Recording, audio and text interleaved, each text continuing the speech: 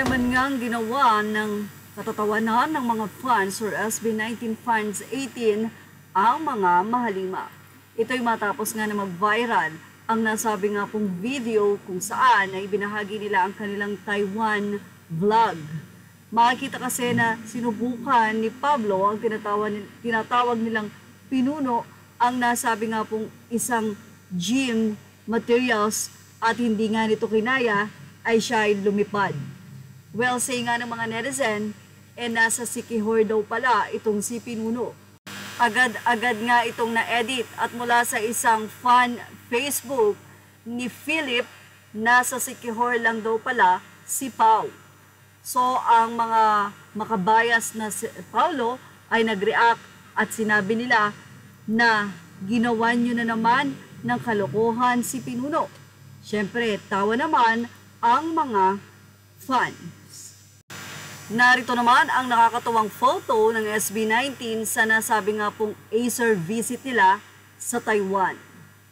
Actually, sabi nga ni Pablo, sana daw sa susunod pag may budget na ay magkaroon sila ng ganoong gym na talagang kumpleto.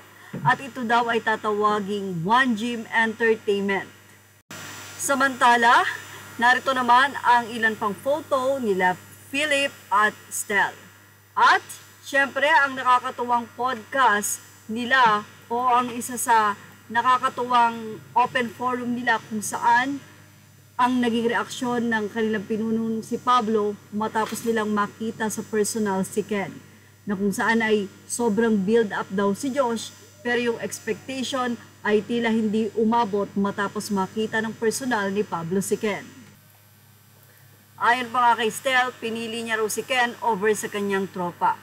Pero anyway, nakakatuwa din ang ibinahagi ng isang fan na si Balang Silim. Sabi nila SSOB nakitang sumasideline ang a short C-drama actor while watching. Sige ako isip sino kamukha niya, ang SSOB pala natin.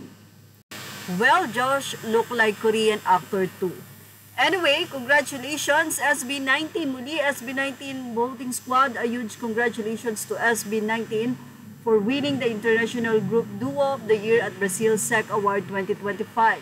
So proud of you always, Mahalima, and thank you 18 for always being there, giving out your full support to win every awards. Yes, congratulations muli SB19 and of course sa 18. Yan ang ating Showbiz Love Update. Thank you for watching. Please like, share, and subscribe. Images are all credit to the rightful owners.